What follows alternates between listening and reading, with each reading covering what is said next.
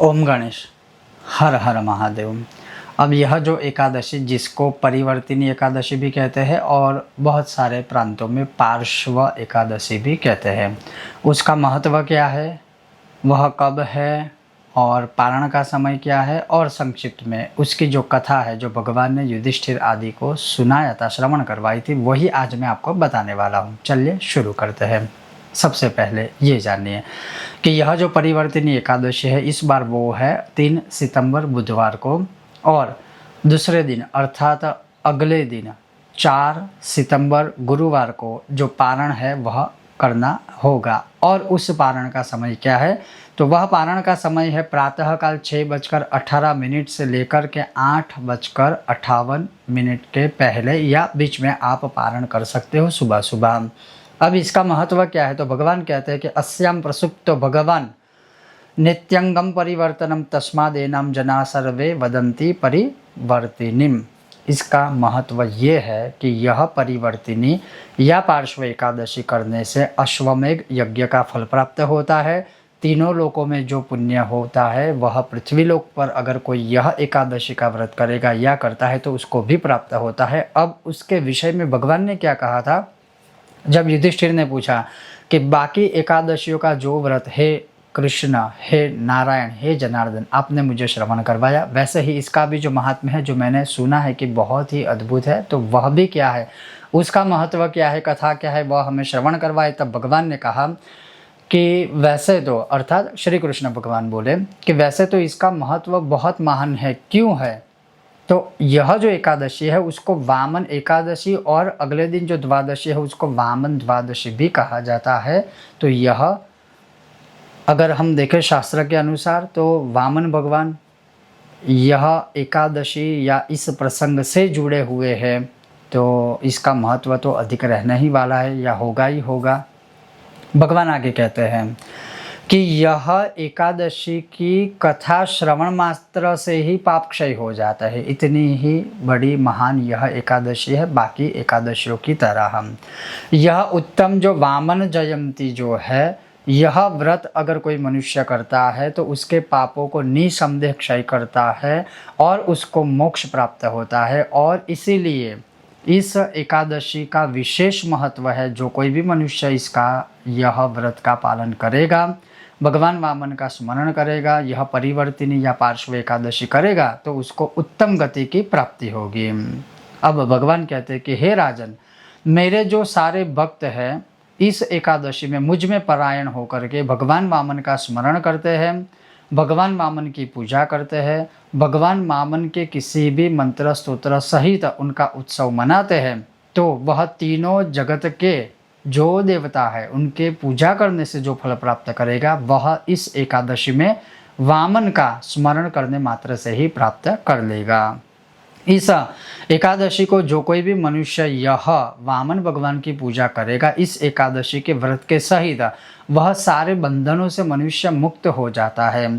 उसी प्रकार से भगवान कहते हैं कि आप हे युधिष्ठिर आप श्रवण करो, इससे जुड़ी हुई जो और एक कथा है वह मैं आपको श्रवण करवाता हूँ। यह सुनकर युधिष्ठिर फिर से भगवान जनार्दन को कहते हैं कि हे जनार्दन, यह तो आपने मुझे बताया कि इसका महत्व क्या क्या है, लेकिन मेरे मन में और एक संदेह या संशय है कि हे देवश, आपने जो शयन किया था इस 4 महीने में, तो वह शयन आप क्यों करते हो, और इस एकादशी में आप परिवर्तन क्यों करते हो, अर्थात जब भगवान सोते हैं या भगवान ने शयन किया है तो इस एकादशी के दिन वह जो है अपना जो शरीर का या अंगों का जो शयन करते समय भाग होता है उसको परिवर्तन करते हैं, इसीलिए उसको परिवर्तन एकादशी कहते हैं। आपने बलिराजा को क्यों बंधन में बांध दिया था, यह सारी जो कथा की संपूर्ण विस्तारित महात्म्य सहित कथा है वह मुझे श्रवण करवाइए।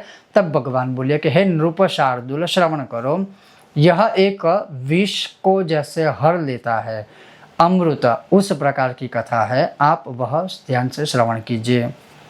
त्रेता युग के अंदर बलि राजा जो दानव था वो मेरा भक्त था और सदैव मुझ में ही लीन रहता था, परायण रहता था। वह मेरे नाम का विविध स्तोत्र, विविध मंत्र, विविध अनुष्ठान, विविध यज्ञ करता था और मेरी पूजा करके मुझे प्रसन्न करता था। वह ब्राह्मणों को दान देकर भी संतुष्ट करता था, ब्राह्मणों को बहुत ही सम्मानित करता था और ब्राह्मणों का सत्कार करता था।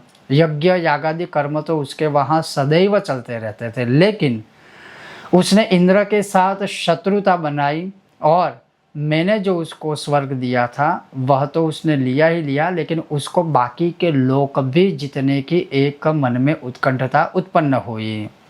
वह सर्व देखने के बाद सभी जो देव थे वह एकत्रित होकर के मेरे पास आए कि यह जो दानव है राक्षस है, जो आपकी स्तुति करके उसने सर्वस्व प्राप्त कर लिया है और अभी वह जो है हमें परेशान कर रहा है और हमारा सब कुछ विनाश करने का प्रयत्न कर रहा है।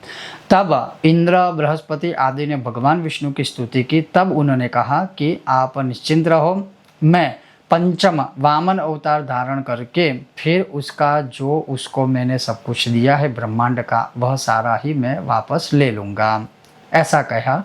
और फिर बलि राजा के पास से भगवान ने जैसे 3.5 पैर में सर्वस्व अपने नाम कर लिया।